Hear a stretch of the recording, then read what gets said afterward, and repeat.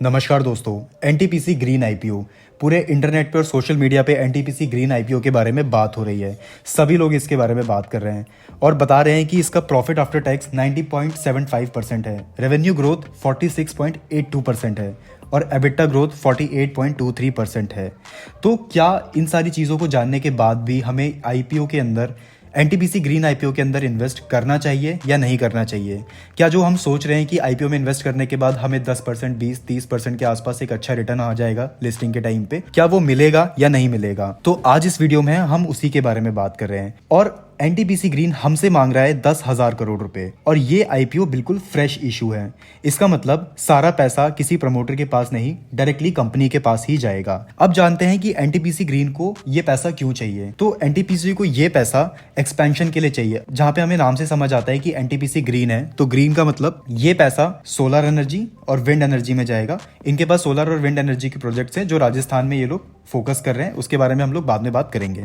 अभी यहाँ पे हमें एक चीज और जानना जरूरी है कि एनटीपीसी एक सब्सिडरी कंपनी है एनटीपीसी की, इसलिए एनटीपीसी के पास जो डेट है वो एनटीपीसी ग्रीन से आए हुए पैसे को डेट को चुकाने में भी यूज करा जाएगा। तो यहाँ पे डेट्स को भी चुकाया जाएगा और एक्सपेंशन भी करा जाएगा।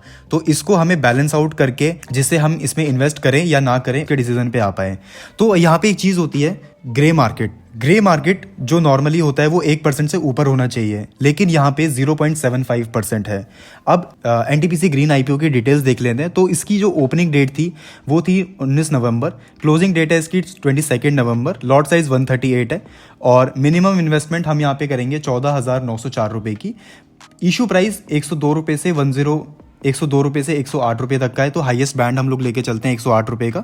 तो 108 अगर हम मल्टीप्लाई करें 138 से तो 14,904 रुपये हो जाएंगे जो हमको मिनिमम इन्वेस्ट करने हैं इसके अंदर। ठीक है, फेस वैल्यू यहाँ पे देखने को मिल जाती है 10 रुपये और इशू साइज 10,000 करोड़ है जो इनको चाहिए।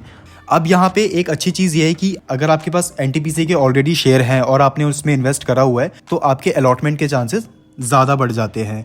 बट ऐसा नहीं कि आपने आईपीओ निकलने से एक दिन पहले, यानी अगर 19 नवंबर को आईपीओ निकला है और आपने 17 या 18 तारीख को उसके शेयर्स परचेज कर लिए तो आपके अलॉटमेंट के चांसेस बढ़ जाएंगे, ऐसा नहीं है।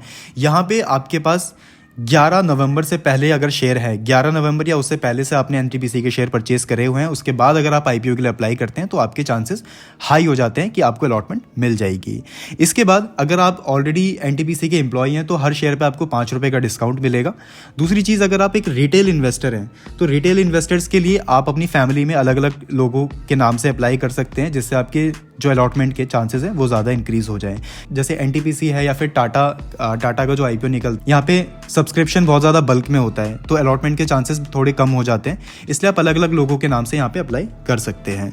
तो यहाँ पे चलते हैं अपने डैशबोर्ड पे। तो यहाँ पे हम देख सकते हैं कि एनटीपीसी ग्रीन एनर्जी लिमिटेड का आईपीओ लॉन्च हो चुका है। 14,076 रुपये इसकी मिनिमम इन्वेस्टमेंट यहाँ पे ये दिखा रहा है। मिनिमम क्वांटिटी हमें 138 रुपीज़ लेनी है, स्टेटस ओपन है। जैसे ही हम इस पर क्लिक करेंगे तो यहाँ पे हमें सारी डिटेल्स यहाँ पे मिल जाएगी। इन्वेस्टर टाइप हम यहाँ से सेलेक्ट कर सकते हैं कि हम रिटेल इन्वेस्टर हैं, HNI है, हाई नेटवर्थ इंडिविजुअल, एम्प्लॉई हैं इसके ऑलरेडी, या फिर शेयर होल्डर हैं। तो यहाँ पे हमारे पास एनटीपीसी के ऑलरेडी हमारे पास शेयर है तो मैं शेयर होल्डर सेलेक्ट करके अप्लाई नाउ पे क्लिक करूँगा। अगर आपके पास कोई भी शेयर नहीं है, आप नॉर्मल फर्स्ट टाइम अप्लाई करने जा रहे हैं एनटीपीसी के आईपीओ में, तो आप रिटेल सेलेक्ट करके यहाँ से अप्लाई नाउ पे क्लिक कर सकते हैं। इसके बाद सीधा आप एक पेमेंट पेज पे पहुँच जाएंगे जहाँ से आप इन्वेस्टमेंट कर सकते हैं। दोस्तों अब जानते हैं कि क्या एनटीपीसी ग्रीन लिमिटेड हमें रिटर्न देगा या फिर लॉस में ही पैसा डालेगा। तो यहाँ पे एक चीज़ समझते हैं दोस्तों, अभी NTPC green energy limited IPO के आने से पहले अडानी ग्रीन एनर्जी का भी आईपीओ आया था, जिससे हमें यह समझ आता है कि अडानी ग्रीन एक प्राइवेट कंपनी है, राइट, और वो एक एनटीपीसी की सब्सिडरी कंपनी भी है। तो अगर एनटीपीसी को फायदा होगा तो अडानी ग्रीन को भी फायदा होने वाला है यहाँ पे। इसके बाद हम चलते हैं कुछ फाइनेंशियल्स देखते हैं एनटीपीसी ग्रीन के। तो अगर हम इसमें स्क्रॉल डाउन करें तो यहाँ पे पूरी इसकी टाइमलाइन बनी हुई है। जैसे ओपनिंग डेट क्या है आईपीओ की, क्लोजिंग डेट 22 नवंबर है, 25 नवंबर को अलॉटमेंट हो जाएगी और जिनको अलॉटमेंट नहीं मिलेगी उनको 26 नवंबर को रिफंड्स मिल जाएंगे और 26 नवंबर को शेयर्स क्रेडिट हो जाएंगे और 27 नवंबर को एनएसई और बीएसई पे NTPC green energy share list हो जाएगा। इसके बाद हम थोड़ा सा और नीचे आते हैं तो यहाँ पे हम लोग देख सकते हैं, यहाँ पे हमारे पास ये रेवेन्यू दिखाया गया है। जैसे 2023 में 169 करोड़ था, वही बढ़कर 2024 में 1951 करोड़ रुपीस हो चुका है। तो ये पूरा प्रॉफिट यहाँ पे ये पूरा रेवेन्यू यहाँ पे हमें दिखाया है। इसके बाद हम नेट प्रॉफिट पे चलते हैं। नेट प्रॉफिट में 2023 में 174 करोड़ हम लोग मान के चल रहे हैं और 2024 में 370 करोड़। तो ग्रोथ काफ़ी अच्छी करी है एनटीपीसी ने। अगर हम यहाँ पे अगर यहाँ पे हम पॉजिटिव्स देखें तो ओवरऑल कंपनी ने अच्छा करा है।